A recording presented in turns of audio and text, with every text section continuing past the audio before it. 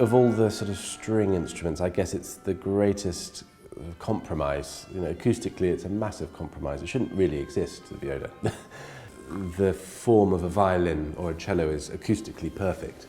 You know, all the proportions are exactly right for it to be acoustically perfect. But for the viola to be, if the viola was exactly in proportion, then it would be unplayable. The neck would be far too long. So that's something that instrument makers have grappled with over the years, and which is why the sort of shape and the size of the viola has never been standardized, actually.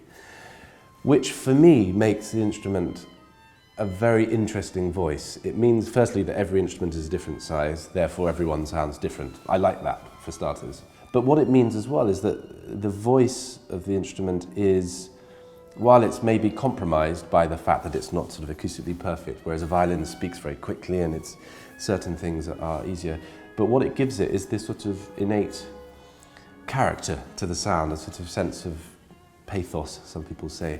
There is an inherently sort of emotional voice to the viola, and I think that's what I love about the instrument, and I think that's what composers have reacted to as well over the years. Of course, the solo repertoire is smaller in comparison to other instruments, but when you look at the sort of chamber music repertoire and the composers who decided they needed to play the viola, whether that's Mozart, Dvorak, Schubert, Hindemith, all these composers, they saw that being in the middle of the texture, being in the engine room, however you want to call it, to be in that part of the ensemble, I think gives such an advantage to a composer. When you think of all those wonderful Dvorak symphonies and Schubert, I mean Mozart string quintets, I think he saw the importance of the viola as an instrument, and of course going into the 20th century composers have started writing for it in its own right, and I think that's mainly why I would say the viola's a really interesting instrument and one that actually composers have reacted to a lot over the years.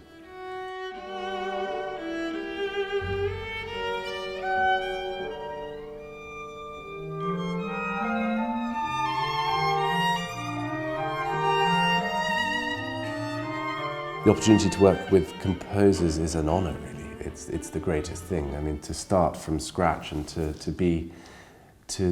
present something without any influence, without any sort of history, I think it keeps you so fresh as a musician, just to be aware of all those processes at the very infancy. I think, you know, when you go back to classical repertoire, having worked with composers a lot, I take back so much freedom, actually. Invariably, what they want you to do is to react to their score.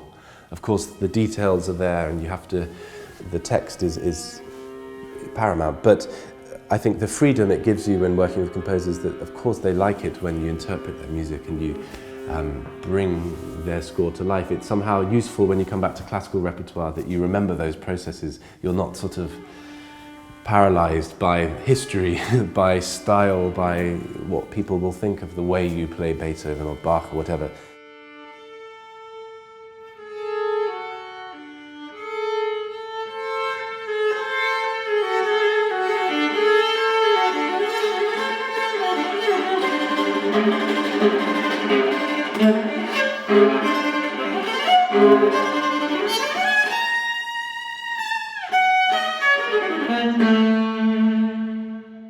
And it's a responsibility as well. I think to present new music in an interesting way it's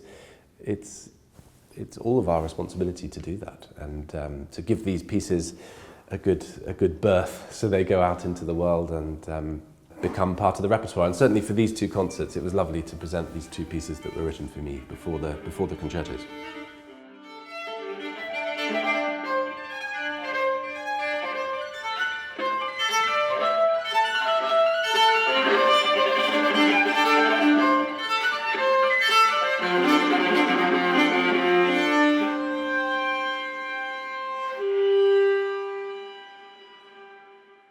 I have always been sort of fascinated by this sort of cycle we find ourselves in with programming. You know, the whole sort of overture, concerto, symphony is very much a sort of fashion we're in at the moment. Maybe we're slightly coming out of it now, certainly with the Philharmonia, doing some really sort of innovative things.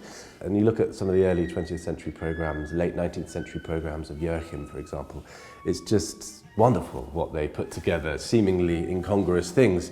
And the starting point for the idea with these short pieces was actually Esa-Pekka Salonen wrote this wonderful short piece, Pentatonic Étude, which I premiered last year, which is very much a sort of companion piece for the Bartók Concerto.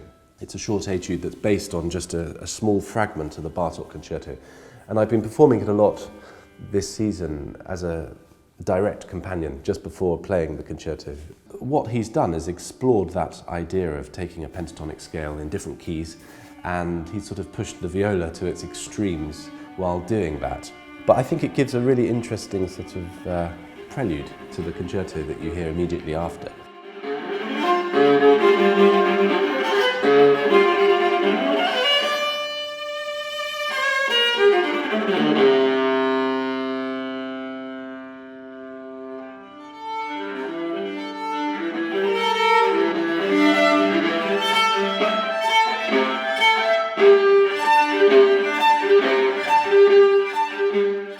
And like all the sort of great composers, I think it sort of presents the viola in a different light, not just sort of elegiac and thoughtful, but also sort of slightly more abrasive and virtuosic, which I always like. I think it's nice to play music that exploits all aspects of whatever instrument one plays.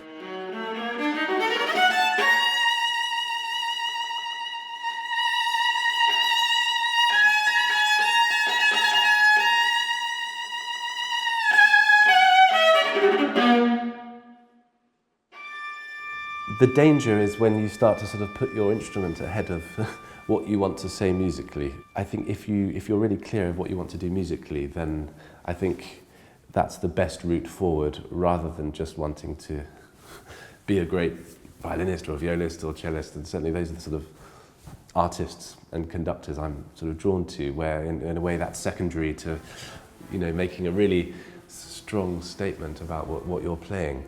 But advice for a young person starting out, I think just be inspired by all that wonderful music out there and get to know as much music as possible and play in as many contexts as possible, because I think being a viola player is a very different environment from being you know, a violinist or a cellist. I think one has to be a real chameleon. You have to be able to play your instrument in so many different contexts, not just in a solo context. So I think I would say be flexible and be, you know, inspired by all different kinds of music. I wouldn't just go for one path. I think music's more multi-layered than that.